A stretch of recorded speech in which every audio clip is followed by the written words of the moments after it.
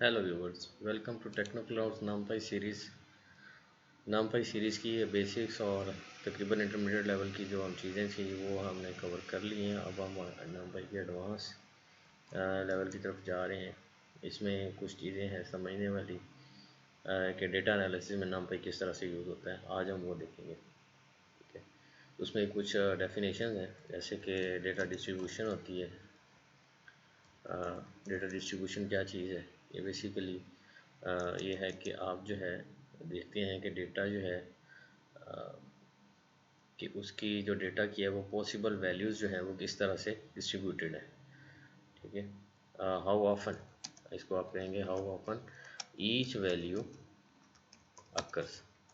ठीक है, तो किस तरह से अकर कर रही है। से अगर आप 0 से लेके 100 तक के कुछ पॉइंट्स हैं एक्स एक्सिस ग्राफ में, और वो डेटा जो है वो 10 पे जो है वो 20 बार अकर हुआ है, और इस तरह से 20 पे जो है वो 10 बार अकर हुआ है, या 50 पे वो 70 बार अकर हुआ है। इस तरह से कितनी ये ऑफन ईच वैल्यू अकर कितनी बार वो अकर होती है, इसको डेटा डिस्ट्रीब्यूशन कहते हैं। ठीक है, और इसी तरह से जो है अब रैंडम डिस्ट्रीब्यूशन देखने के लिए रैंडम डेटा जब आप जनरेट करते हैं तो उसकी इसी तरह से डिस्ट्रीब्यूशन आप देखते हैं, तो रैंडम डिस्ट्रीब्यूशन किस तरह से हुई है। ठीक है, और दूसरा एक होता है कि रैंडम डिस्ट्रीब्यूशन।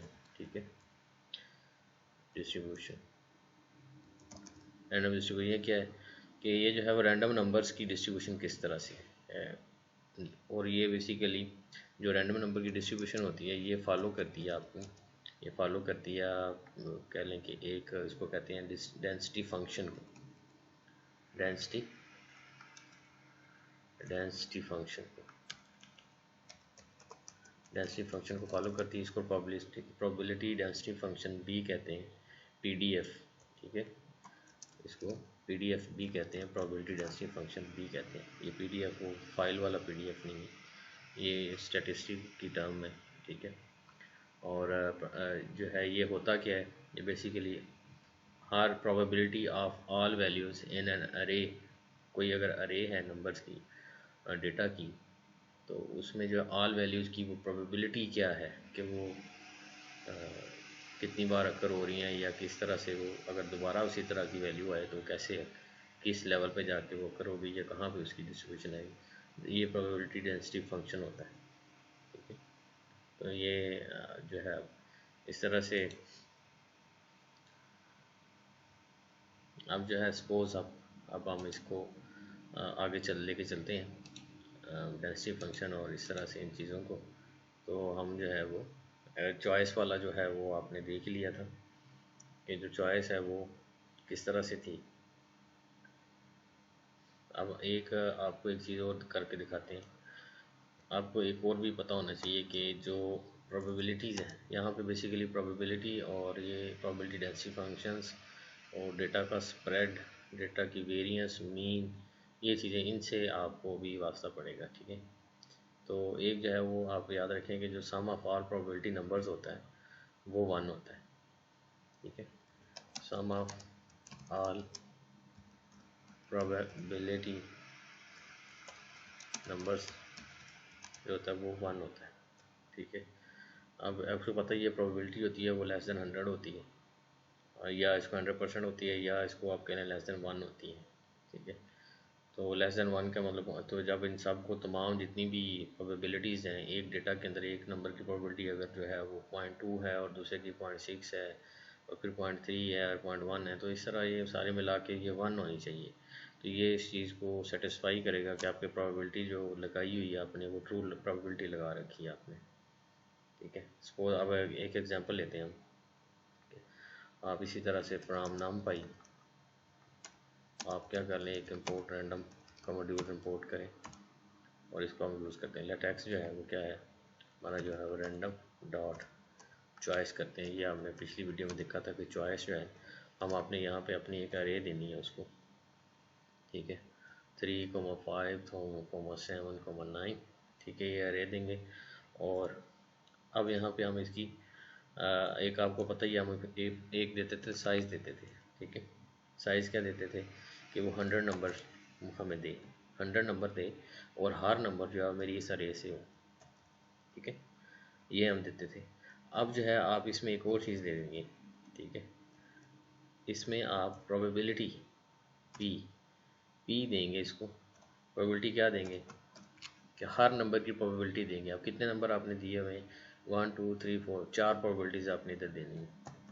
और ये आपने याद रखना है कि हर प्रोबेबिलिटी, तमाम प्रोबेबिलिटीज़ का जो सम है वो जो है वो कितना होना चाहिए, 391 हो गया। आप इसको ऐसा करें, इसको 5 कर लें और 5 3 8 9 और यहाँ पे भी 0.1 कर लें। अब मैं ये कहता हूँ कि मुझे 100 नंबर की अरे दो, ठीक है, मैं पाइथन को ये कह रहा हूँ कि 100 नंबर की मुझे अरे दो जिनमें जितने भी नंबर्स होंगे वो इन्हीं में से, इन चारों नंबर में से होंगे, ठीक है। और हर नंबर, जैसे 3 का है, 3 के जो अक्कर होने की प्रोबेबिलिटी होगी वो 10% है, ठीक है। वो जितने नंबर, 100 नंबर है तो उसमें 10 नंबर जो है वो तीन दफ़ा 10 बार अपीयर हो सकता है, ये प्रोबेबिलिटी है, ठीक है। 30% जो है वो 5 नंबर अपीयर हो, और 50% जो है वो 7 नंबर अपीयर हो, और 10% जो है वो 9 नंबर अपीयर हो, ठीक है। तो अब इसको जो है वो प्रिंट एक्स करें इस तरह से, और इसको आप रन कर लें। सॉरी, शॉर्टकट काम नहीं किया, ठीक है। ये देखें जी, ये अब जो है ये डेटा एक जनरेट हो गया, 100 नंबर्स का डेटा जनरेट हुआ है, और इसमें आपको ज़्यादातर 7 नज़र आ रहे हैं क्योंकि 7 की प्रोबेबिलिटी जो है वो हमने 50% रखी हुई थी, ठीक है। और इस तरह से ये इस तरह से नंबर जनरेट। अब ये बिल्कुल ट्रू है, ये देखें 3 आपको बहुत कम नज़र आ रहा है, 3 कहीं कहीं आपको 3 नज़र आ रहा है, तो 3 और जो 9 है वो भी आपको कहीं कहीं नज़र आ रहा है, ठीक है। तो ये इन दोनों की प्रोबेबिलिटी बिल्कुल मिनिमम थी, 10% थी। बाकी दो ज़्यादा नंबर जो थे वो 3 और ये थे 7 और 5 थे, ठीक है। तो इस तरह से आप रैंडम नंबर जो है विद प्रोबेबिलिटी कि हर नंबर की प्रोबेबिलिटी क्या हो वो आप इसके साथ जनरेट कर सकते हैं, ठीक है।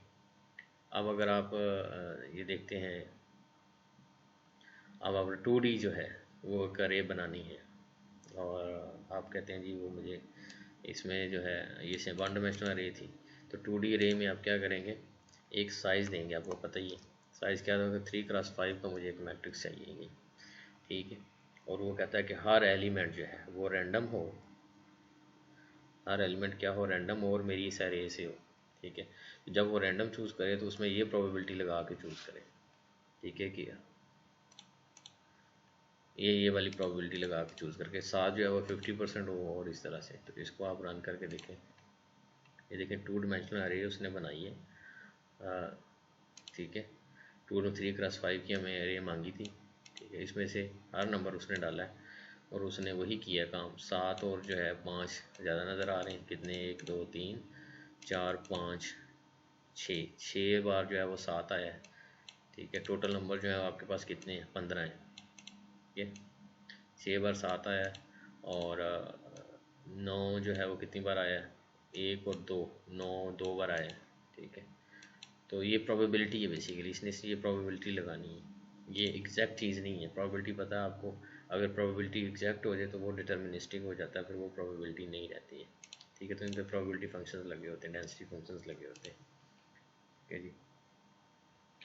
अब जो है वो एरे को आप जो है वो शफल कैसे करते हैं, अगला जो हमारा जो कर रहा है टॉपिक है वो अरे को शफल करना है, ठीक है। एक अरे बनाएं आप, जो है सपोज ये एक लिस्ट में बना लेता हूँ, 1,2,3,4,5,6,7,8,9, ठीक है। और इसमें मैं जो है वो NP की एक अरे बनाता हूँ, नाम पाई की डाटा अरे, और इसमें आप ए पास करते हैं और ये बन गया। अब जो है वो मैं क्या करता हूँ, इसको मैं शफल करना चाहता हूँ इस अरे को, ठीक है। तो आप इसको देखना चाहते हैं शफल करके, तो कैसे करेंगे आप, इसमें आप रैंडम मॉड्यूल से आप शफल का फंक्शन जो है वो कॉल करेंगे, ठीक है। और इसको वो अरे दे देंगे जो आपने शफल करनी है। ये आपने बेसिकली रैंडमली नामपाई से इंपोर्ट किया हुआ था, और जो जब ये आप कॉल करेंगे तो इसको अरे भी आप नामपाई के देंगे, ठीक है। तो इसमें प्रिंट नन क्यों आ रहा है जी, इसको आपने शफल करके कहीं रखना है आपने, ठीक है। इसको आप ऐसा करें, ठीक करें, और रैंडम ड्रॉप शफल AR हो गया, और इसको ARR हो गया, और प्रिंट ARR ऐसे, ठीक है। ये देखिए अब शफल हो गया। एक्चुअली वो प्रिंट डायरेक्ट उस पर काम नहीं कर रहा था, ठीक है। ये चीज़ें आपको प्रैक्टिस से आएंगी कि वो प्रिंट उस पर काम क्यों नहीं कर रहा था। वो एक्चुअली उसमें जब फंक्शन के अंदर फंक्शन हमने 2 बार कॉल किया ना रैंडम मॉड्यूल से, फिर हमने शफल किया, फिर उसके अंदर एक अरे डाली और शफल कर रहा था, तो इसलिए वो प्रिंट उस पर काम नहीं किया। ये मज़ीद डिटेल जो है ना इस बात की, वो आपको आगे जाके समझ आएगी।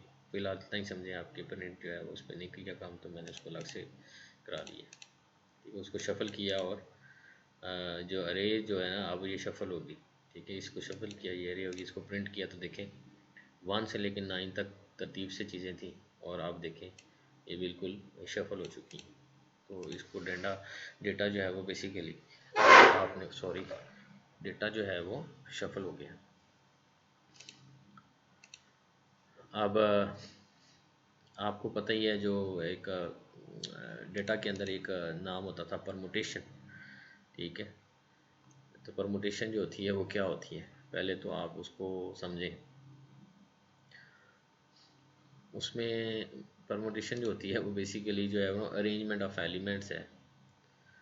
जो जैसे ये एक अरे है ना आपकी, तो इसकी जो परमुटेशन है वो बेसिकली 9 से 1 होगी, इस तरह उल्टी, ठीक है। और 9 से 1 की परमुटेशन जो है वो 1 से 9 होगी। बेसिकली अरे को डेटा को आप शफल कर देते हैं इस तरह से, ठीक है। तो उसको जो है वो किस तरह से परमुटेशन आप किस तरह से फाइंड आउट करते हैं, ठीक है। तो आप जो है परमुटेशन फाइंड आउट करनी है, तो इसी अरे की आप परमुटेशन फाइंड आउट करें। उसके लिए आप क्या करेंगे, रैंडम डॉट यहाँ पे आप परमुटेशन का फंक्शन कॉल करेंगे, ये परमुटेशन का, और इसमें क्या पास कर देंगे, अरे पास कर देंगे। इसकी परमुटेशन होगी, और आप इसको जो है वो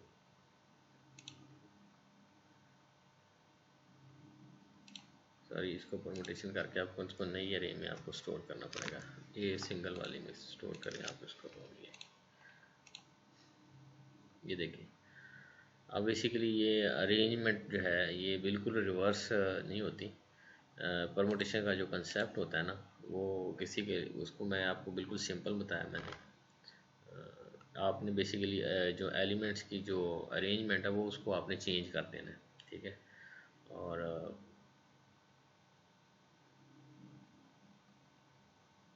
इसको आप किस तरह से आप समझाएंगे, जो बेसिक आप कोई बुक खोलें और उसके परमुटेशन की डेफिनेशन आप पढ़ लें, आपको इसकी समझ आ जाएगी, ठीक है। तो अब जो है वो डेटा का है। अब इसमें हम आगे अगले लेक्चर में जो है वो आपको डेटा की कुछ प्रॉपर्टीज़ होती हैं, वो हम आपको फाइंड आउट करना सिखाएंगे कि डेटा की प्रॉपर्टीज़ को किस तरह से फाइंड आउट करते हैं। होपफुली आपको समझ आई होगी। प्लीज़ सब्सक्राइब करें, लाइक करें, और कमेंट कीजिए कि आपको समझ आई या नहीं आई, या आपको कोई अगर नई चीज़ आपने सीखनी है तो मैं आपके लिए उसकी वीडियो बनाऊंगा। शुक्रिया।